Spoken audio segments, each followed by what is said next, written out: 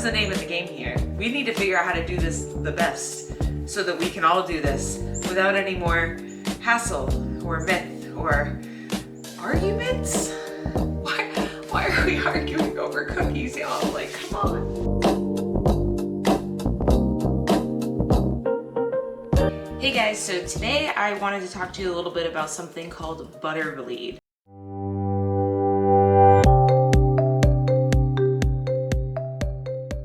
I actually didn't even know that this was a myth until I had some conversations and saw some posts on Facebook in certain cookie groups.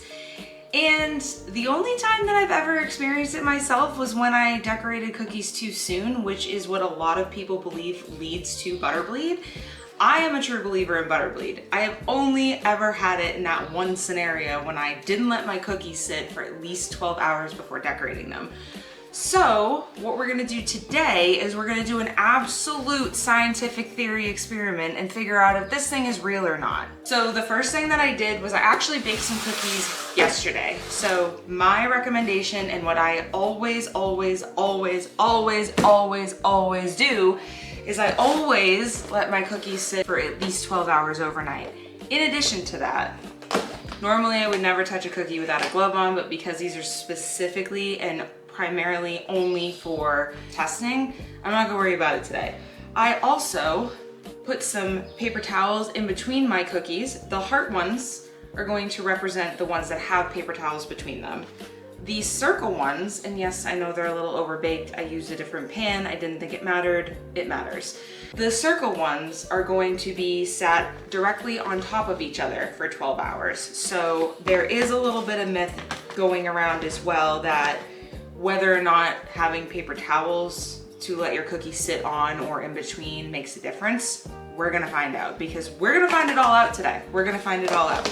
Now, my understanding of how butter bleed works is purely theory. I'm not a scientist, I'm not a chemist, I'm not even a traditionally trained pastry baker. However, I have been baking my entire life. If you want to read more about how I got to where I am today, you can visit my blog, royalcookiesllc.com, and read all about it, not only on my about page, but I also have a few blog posts about it as well. So the first thing that we're going to do today is we're going to bake cookies. I want to bake some today with you right now. We need to figure out, is letting cookies sit actually the theory that's going to make butter bleed obsolete for you? The other theory that comes with butter bleed is that it's the royal icing's fault. Well, don't you worry.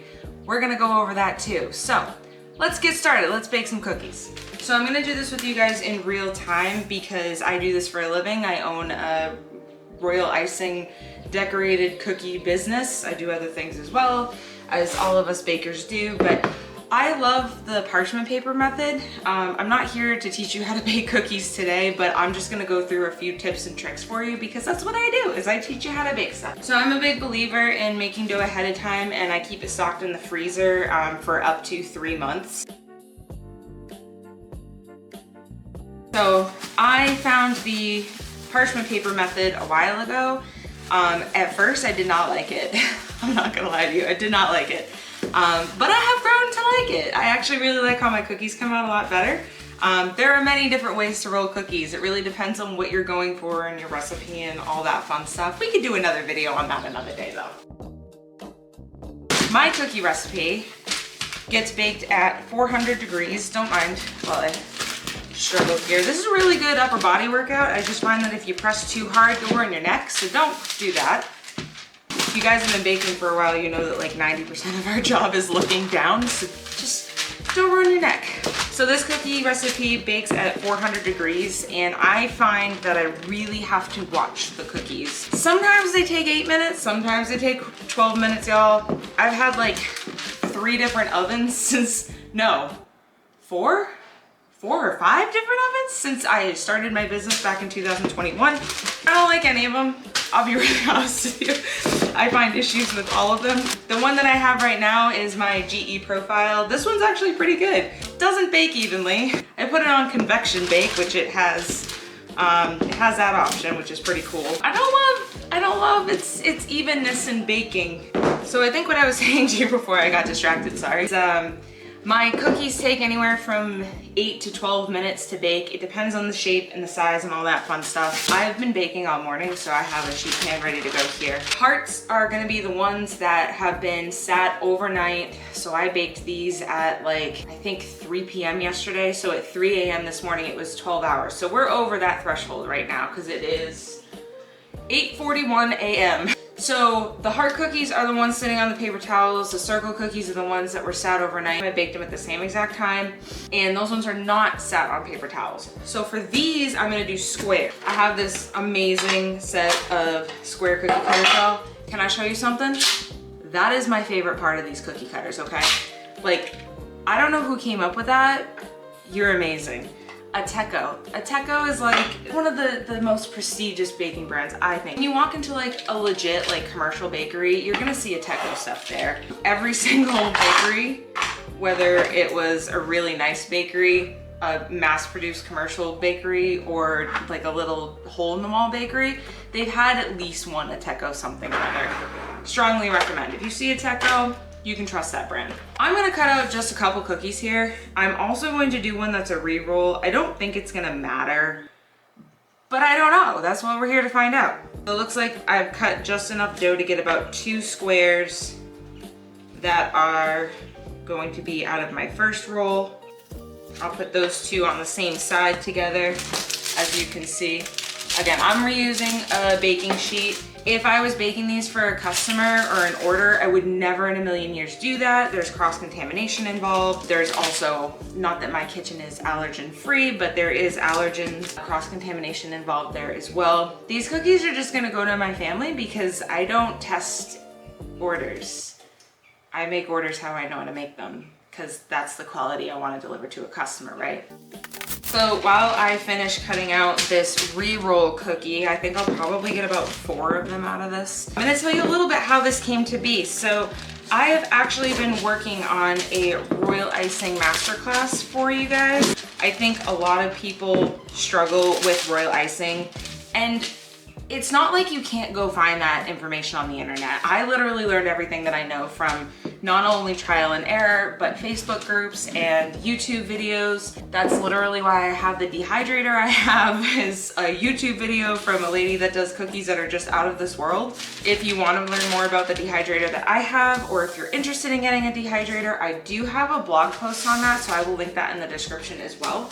Just doing my 1 re-roll cookie. I'm gonna put it on the other side by itself, and I will mark it later so that we know what is what. I might do 2, just, why not? We got it. Why waste the dough? So anyway, back to what I was saying.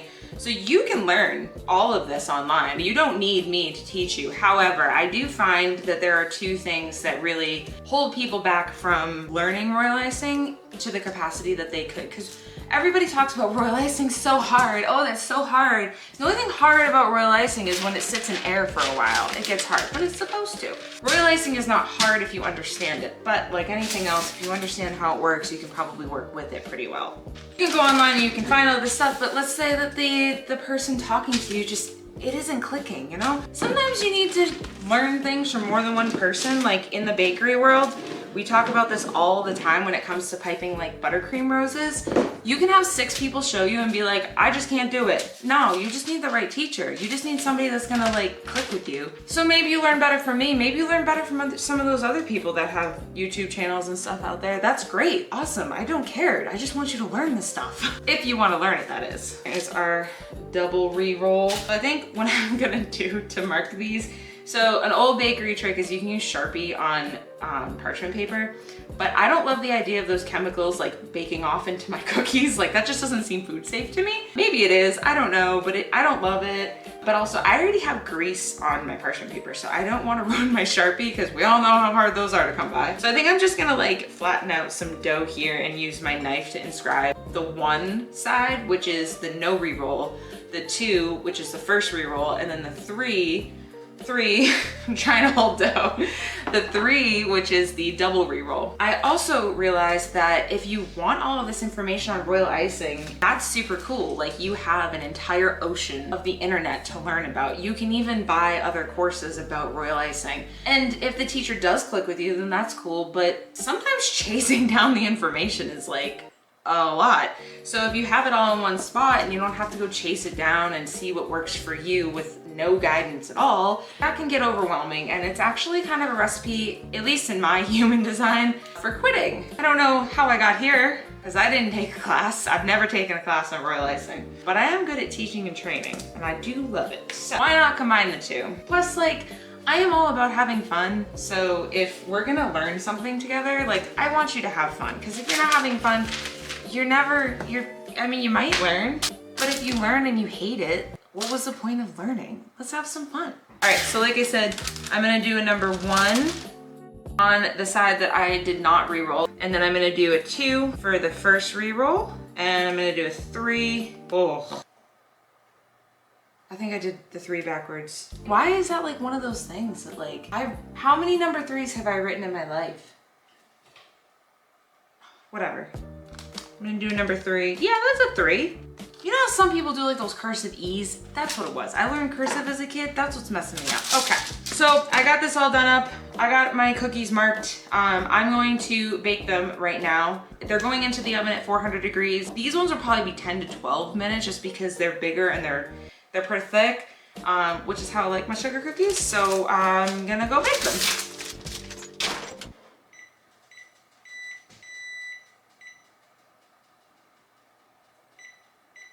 What I typically do while I'm waiting for cookies to bake is either roll out more cookies and bake them, or clean my kitchen from having rolled them all out and baked them. Something that I never do on the same day that I bake cookies is make royal icing. However, I'm going to make a fresh batch of royal icing. And I'm gonna tell you why. Royal icing can be temperamental. We know that it separates. We know that if it has too much air, not enough air, too much meringue powder, not enough meringue powder, it's drying under a fan, it's drying in a dehydrator, it has too high of humidity, not enough humidity, the temperature in the room is too cold or too hot, or you just had a bad day.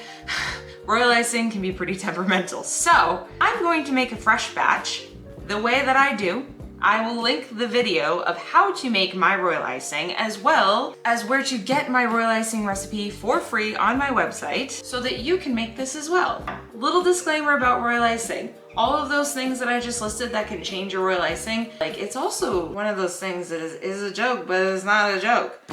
It's not really a joke. There are so many things that can mess with your royal icing. What I plan on doing is giving you the base for how I make it, and I never have issues with my royal icing. You hear me, y'all? I don't have color bleed issues. I don't have cratering issues. I get nice shiny royal icing. Tastes good. People like it. I can do whatever designs I want with it.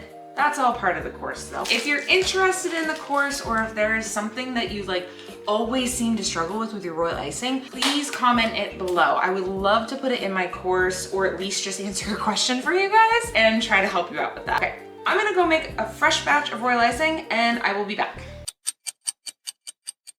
Okay, you guys, so now you have what I consider to be the best royal icing batch ever. This stuff is gonna come out puffy, shiny. It's great for lettering, it's great for transfers, it's great for just your base flooding, because who doesn't want a cookie that looks amazing on the base? You gotta have an amazing base to build up to the top and put all those beautiful details on. Now you have the best royal icing ever.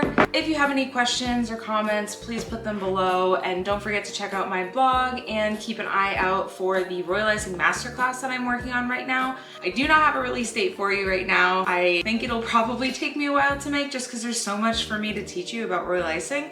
But if you do want a direct notification sent to your inbox when it's out, please sign up for my free email subscription on my website. You can either go to the link below, or you can literally scroll to the bottom of any page on there and it'll be there for you to sign up.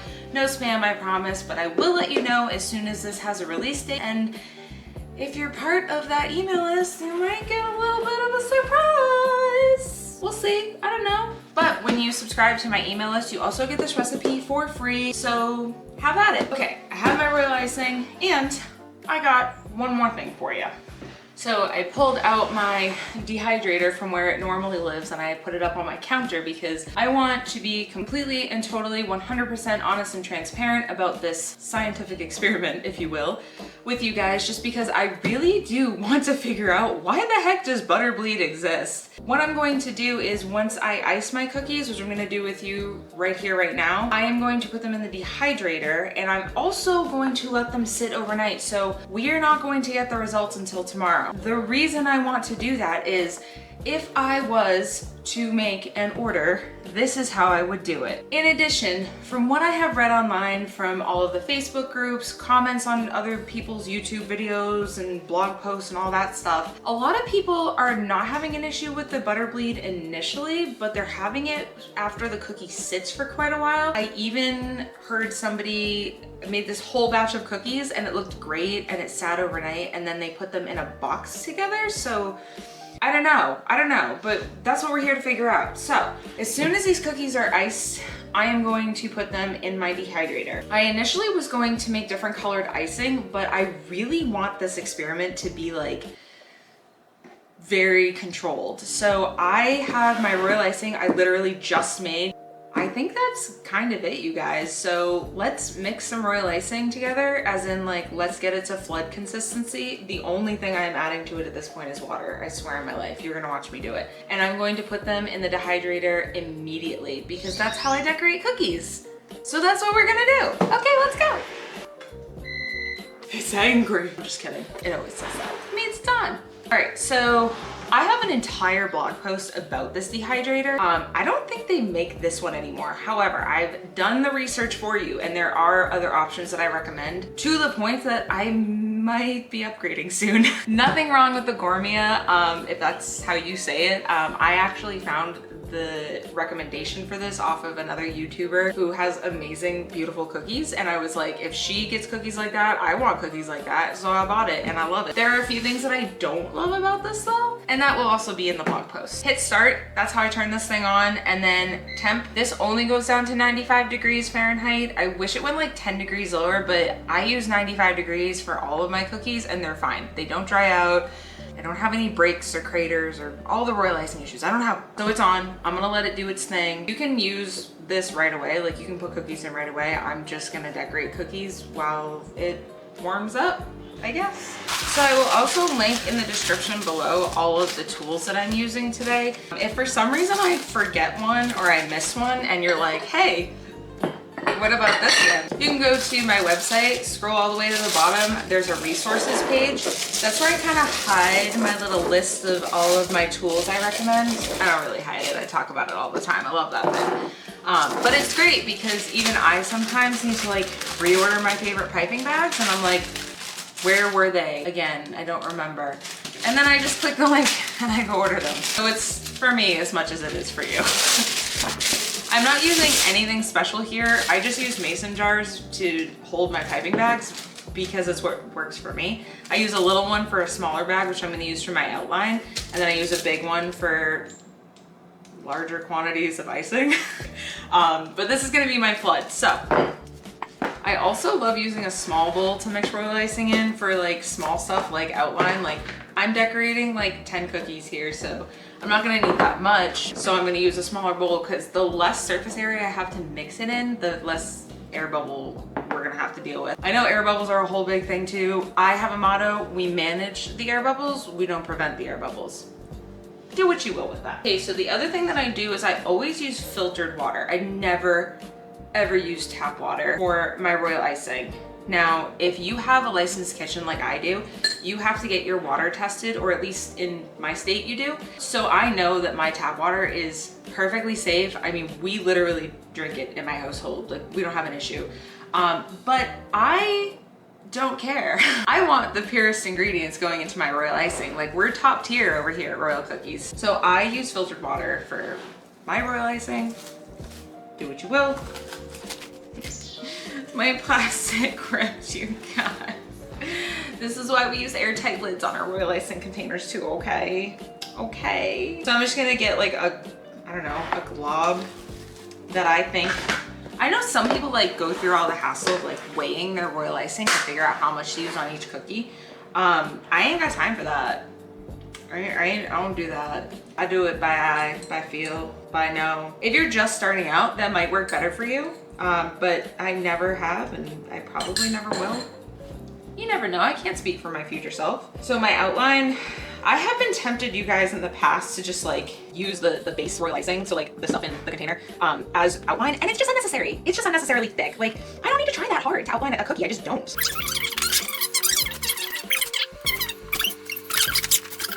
So the other thing I forgot to mention about this royal icing recipe is like, if I'm making snowmen or snowflakes, am I gonna add white gel food coloring to this batch?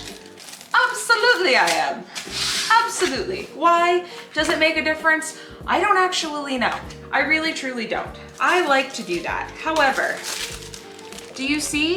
You probably can't see in that light. That light's pretty bad, but do you see how nice and white this icing is? Like, you don't probably need to. The whole thing about adding white or not, I think, is personal preference. However, I'm also curious if that has anything to do with butter bleed, which is why I've left all food coloring and anything outside of just the basic royal icing recipe out of this batch, because I really want to get to the bottom of this butter bleed thing, you guys. It's like, it's driving me crazy. I forgot to get my bag packed. Hold on. So the reason that I decided to make this video is I did something that I don't normally ever do and landed on this post on this cookie group I'm in about this beginner. It was a beginner cookie group. Like, obviously that's a place you're gonna find me because I love to teach. But when people go out there spreading misinformation or wrong information, you bet your butt you're gonna hear from me. Like, I don't like that. I don't like that. So I piped up on somebody's comment saying that they didn't believe in butter bleed, and I was like, it's not a religion. It's just frosting. It's just baking. And there are lots of baking theories. There's so many. Girl, I can't make sourdough starter. I don't know why, but I'm not out here saying I don't believe it's gonna work. So I was like, you know what? I don't actually really know where it comes from. I just know where it's come from in my experience. So let's do it. Let's get it all out there for once and for all. So now I'm moving on to my flood consistency. I am not going through how I do all of the flooding and whatnot right now for consistency purposes, just because that's going to be a huge part of my royal icing masterclass that I am coming out with. But if royal icing consistency is something that you struggle with, I find that there's so many myths with that too, you guys. I have mixed my flood. I do find once you start working with royal icing that has corn syrup in it, you probably need to use more water than you did before you started using corn syrup in your royal icing. The corn syrup is kind of like stretchy, if you will. It kind of like, once it gets whipped in, it kind of makes the royal icing stretchy, so it can take on more water before it like collapses or becomes too thin. Okay, my icing is all mixed. I'm going to go get the cookies I baked yesterday. The cookies that I just baked are literally still warm. So I'm gonna start with yesterday's and then we're gonna go right to today's. We're gonna go right to the squares and I'm just gonna show you guys, I'm gonna show you whether or not it's real. And if it's not real, then you need a new royal icing recipe. But it's fine because I got you. The link below the video is gonna solve all of your royal icing issues. It's the best recipe ever. Okay, so normally when I ice cookies, I use a cookie turntable and everything, but I'm not trying to make these cookies pretty. I'm not gonna try too hard. I'm literally going to ice the 3 circle cookies first. So remember guys, these are the ones that sat overnight that were on top of each other and there were no paper towels between them. I'm going to ice one at a time, obviously. But what I do to get the shiniest, most beautiful finish on my cookies is I literally ice them and I put them directly in the dehydrator right away. There's a little hot tip for you. Get my outline. It doesn't need to be pretty. Circles are definitely like one of the hardest shapes, you guys. Like, it seems like, oh, so simple. And then you go to pipe it and it's like, oh, that's right. I have to know how to draw a perfect circle and I don't because I'm a human being. All right, we're gonna flood. Just gonna fill this in with my scribe. This is the basic tool. If you wanna get basic tools, you need a scribe. This royal icing is not applied very pretty, but there we are. I'm gonna keep all of my circles on the same tray, which is also how I do it on a traditional basis. One thing I forgot, always have a paper towel with you when you're decorating cookies because you're gonna need to wipe stuff off. Whether it's your piping bag or it's your scribe, you're gonna need to wipe stuff off. So something that somebody recommended or said was tested with this that I thought was just out there, but I guess it does make sense, is somebody put butter on top of the cookie before icing, and they were like, it still didn't have butter bleed. And you know, I'm a full-time baker, so of course I have softened butter in my kitchen. We're gonna try it. We're gonna try it on the circles, we're gonna try it on the hearts. I'm not gonna try it on the squares. The only reason is because that's the only group that isn't my control. Like, my hearts are really my control cookies because this is how I always do it. I never have an issue. But because we have the re-roll in effect with the squares, and because I just baked them today, and that's actually what I'm like convinced is going to be our issue, I'm not gonna put butter on those ones, but I'm gonna put them on these ones in the hearts. I don't even like know how they would have, like, part of me wants to take this stick and just like, but I'm not gonna do that. So I guess I'm just gonna like spread a fine amount. Like, how am I gonna, I'm gonna have to be really careful of frosting these too, because you don't want to like mix butter in with the scribe to your icing, right? This feels so wrong, you guys. I mean, I have a theory about why I think this didn't cause butter bleed. I don't know, that's what I'm doing. Cause like, who does this? But all in the name of the experiment, right? I'm just gonna try to like shake this one. I really don't want to use the scribe on this because I just really don't want the butter to like mix into it. Maybe I can be like really, really gentle and just make sure I don't scrape the cookie at all. Oh my God, I'm like not even touching the surface of the royal icing, you guys. This is the one with the butter on it. My icing's obviously wet, so I'm gonna put this one more prominently towards the front of the circle tray. I already have some overdrip, so I wanna get that in there real quick. So my theory on why butter bleed happens to a cookie, again, it's a theory, that has just been baked within the 12-hour period versus it being baked and then let to sit, is because if you have a stick of butter, you guys, okay, and we have a stick of butter right here, we know this butter is made up out of fat and milk solids. We also know when we melt butter, the milk solids are going to separate from the fat solids. That's how we get things like ghee and clarified butter. My theory is, not being a chemist or a scientist here, when you make cookie dough, you have softened butter. And the reason you have softened butter is so that you can completely incorporate the butter into all the other ingredients, your sugar, flour, eggs, whatever you put in your cookies. When you do that, you are evenly distributing all of those fat and milk solids in the butter into all of your other ingredients, and they're attaching to those other ingredients. That's why we end up with dough instead of a bunch of chunky looking ingredients. So once we mix all these things together, they're still in their milk and fat combined format. Those molecules are still together. When we put them in the oven, the butter, if you use any other fat, depending on, I guess, it could depend on the ratio of like fat to flour, I suppose. But when you put them in the oven, the butter is in between all those other flour and sugar and egg, whatever molecules, and it's going to melt. But when it melts, it's melting kind of like in between or over or into like those flour molecules, especially. I imagine those must soak up the fat, which gives you not only your bite, but also your flavor. It gives you your moisture content, all of that good stuff. So once you take those cookies out of the oven, a lot of us use like a fondant, a smoother, and we lightly press down the cookies as soon as they come out of the oven. If you do that, you can take your fondant scraper, your fondant smoother, and you can see there's grease on it. That's because the butter hasn't settled into the cookies. The cookies are super hot. They come piping out of the oven, and all of that butter is still essentially kind of a liquid, except for those milk solids that are also in here. And then when you cool it down, okay, they're starting to solidify again. But pause for a second. If you take a stick of butter and you melt it in a pan and then you let it cool completely, it's obviously not gonna be a stick anymore, but it's not gonna look the same as a whole stick of butter. This stick of butter is all one color. If you melt a stick of butter in a pan and then let it solidify, you're gonna have the bottom layer is gonna be that clarified butter, that like darker fat layer, and on top are gonna be your milk solids. So you're essentially breaking those molecules apart. But because we've evenly incorporated that into our dough and we have those flour and sugar and egg molecules all mixed into the butter, the milk and the fat solids are going to be evenly distributed across the cookie as well. So those fat molecules are really the ones that I think are causing the issue, because when you take the cookies out of the oven, they cool down and all of that butter, that fat, whatever you're using, solidifies again. But it needs additional time to really like sit into those flour molecules and those egg proteins and get some of those sugar rings. And again, this is literally just my theory, but this is how it works in my head. And that's also why I would believe it if people say that they've buttered a cookie and then frosted it and didn't get butter bleed. The molecules are still hanging out together. So my theory is literally just a theory, but that's really why I believe if you let your cookies sit overnight, or for at least for 10 to 12 hours and 10 minimum hours, you are gonna have way less butter bleed, at least opportunity for butter bleed, than if you were to decorate them as we're gonna do here in a minute, and they've only been sitting out for less than an hour. Here is my first heart cookie. Let's get this a little flatter.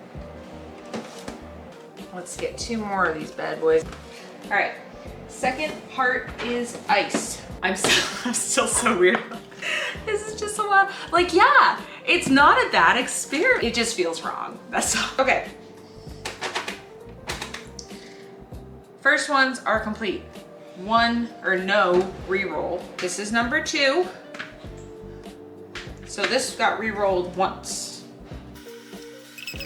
If you guys are professional cookiers and you don't actually need any of this information, you're just watching it for fun or to see what happens, tell me what you guys listen to, because I'm like, I think I've listened to every song in the world already, and I don't want to keep spending money on audiobooks that aren't good. Also, I'm not into those spicy ones. I am into like true crime stuff. Love that. Anything with a courtroom is just, yes.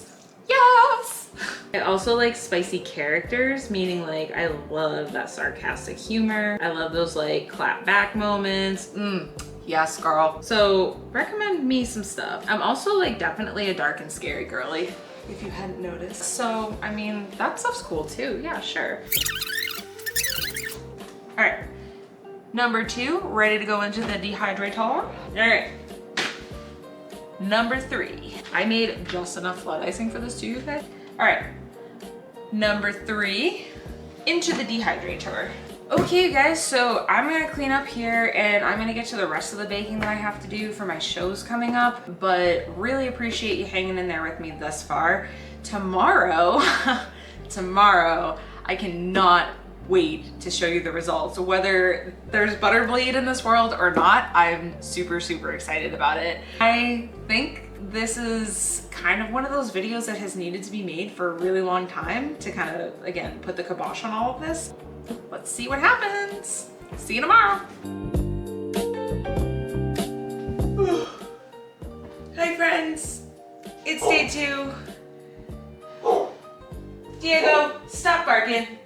It's just Mama. I think my dog thinks I'm talking to somebody. I guess I am talking to somebody, but there's no one here. In case you didn't know, if you have a home-based bakery and you have pets, you are allowed to have both, but you can't have them out while you're baking. That makes sense. I was up late last night baking for my show this weekend, and then I got up early to do more of that, so I'm not as spunky as normal, but it's okay. I already am on coffee number 2, so we're gonna get through this. So I'm very excited to see your results from the test for butter bleed. And I was thinking about it last night and I thought, gosh, what happens if I'm not correct and butter bleed isn't actually a thing? Well, I devised that if this test shows up that there is no butter bleed on my cookies that I decorated very shortly after coming out of the oven, there is one more theory out there that we may have to go do, but we'll talk about that once we take a look at these bad boys. I myself have not looked at them yet, so I'm very excited to see them with you guys. All right. I wish I remembered what order I put these things in. Hold on, that's the oven. So you guys, I wasn't kidding when I said I'd been up all night and early this morning to prep for this show, so. As I was saying, I wish I had figured out, or I had at least marked which tray was which, because I really want to pull them out one at a time and just look at like the hearts first, and then the circles, and then the squares. But we may be surprised here because I didn't do that. But next time, God forbid, I have to do this again. So regardless, whether or not this is true or not, I will be making more videos, busting more baking myths, because this is lots of fun actually. I'm very much enjoying this. Okay, so I do see the heart, so I'm gonna pull that one first. And we have no butter bleed. Let me get closer to the camera. Hold on. This is one of the ones that I did with paper towels in between it. Just trying to see if I get some better lighting in here for you, but I don't know if you can tell, but we have no butter bleed. And then this is that other one. And wildly enough, here is the one that we covered with butter first. No butter bleed. And I want to prove that to you guys. So I don't know if I can show you, but there is this like little crumb that came out that does have butter on it. I don't know if you can see that, but I can still see the knife marks from when I spread the butter on this thing. And like, there is not even any butter bleed in the frosting, like when you break it open, you guys, like, all right. So maybe my molecule theory is right. Maybe it's not, I don't know. What if this cookie tastes way better than not smothering them in butter? I'm not smothering cookies in butter before I decorate them, okay? I will if you pay me enough. If you really want that, I will do it. But there's gonna be a surcharge for that. Also, I'm not supposed to be eating these because I'm gluten-free, but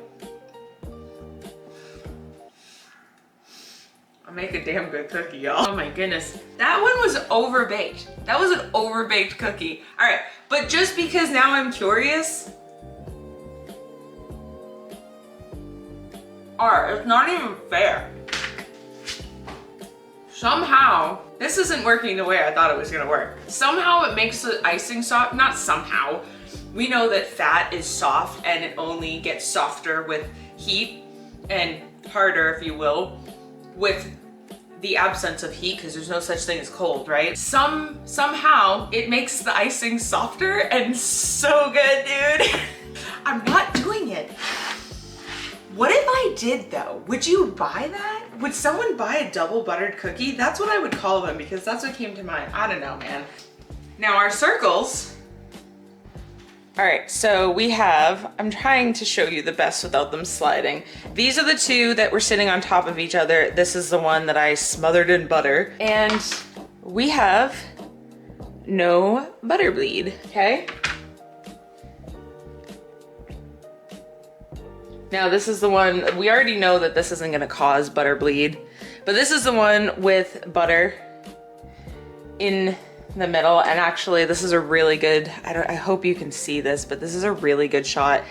See where I broke it open and the frosting is no longer covering the cookie, like right here. You can see that there is butter there, I promise. All right, so those results for the most part did yield exactly what I thought was going to happen. Now here's the test. I don't know what order these squares are in.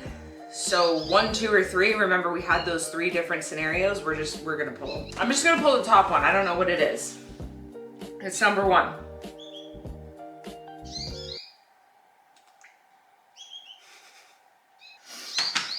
I'm eating some crow right here, y'all. Or am I? Because I did say that it might not be a thing and it might just be a royal icing. I'm gonna show you these cookies. Number 1, okay? You see the number 1? They're sliding.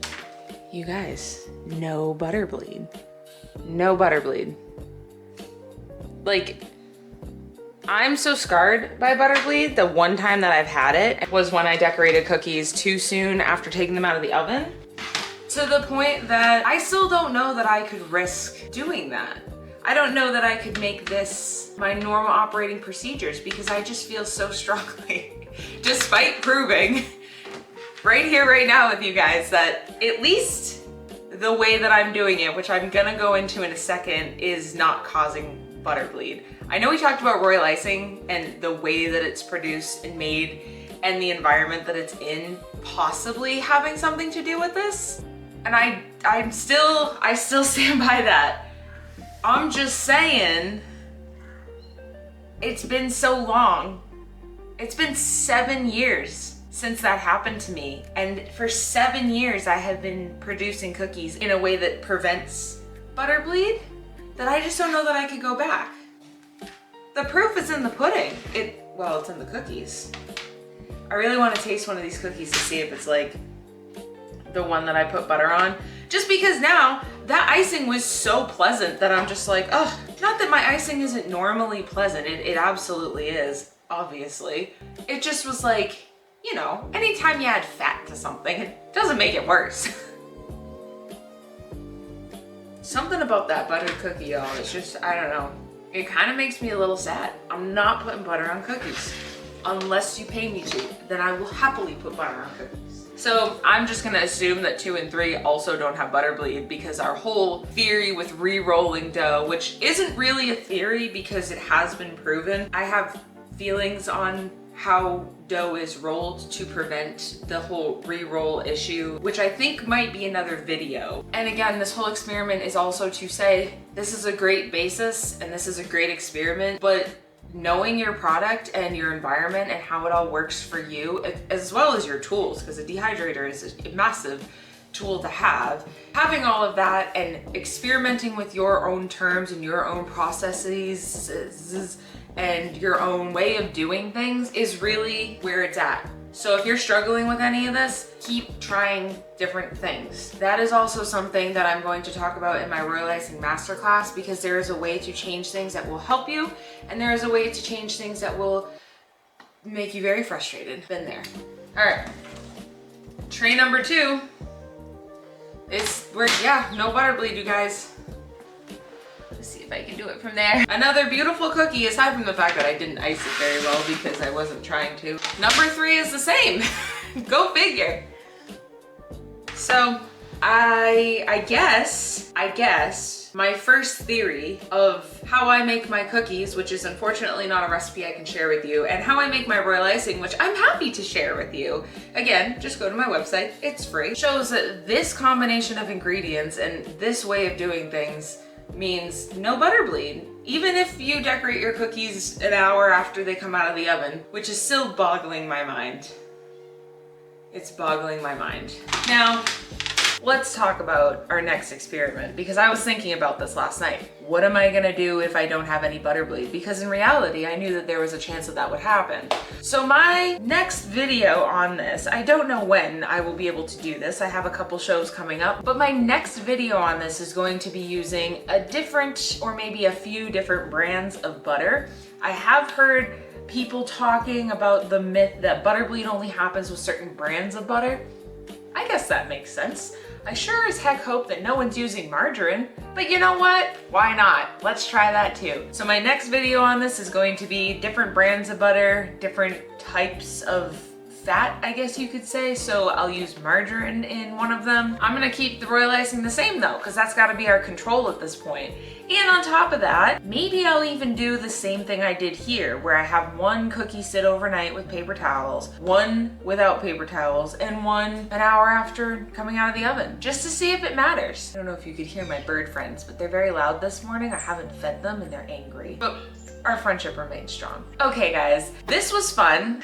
Before I go, I just want to apologize if I've rustled any feathers with my strong beliefs against butter bleed. And just know that, like I said, even though I have proven here that at least my way of doing things with my recipes doesn't cause butter bleed, I'm still gonna wait overnight to decorate my cookies. I feel like it's too much of a risk. You can't make an entire order of gorgeous cookies and then risk whether or not they're gonna come out good. If it's going good, don't change anything. We're gonna get to the bottom of this. That's all I have for you guys today. I really appreciate you sticking in here with me. If you have any ideas on how I can make butter bleed happen, or if you have experienced butter bleed with anything specific before, please let me know in the comments below. I would love to test this out. This was so much fun, you guys. I will see you in the next video. Happy baking.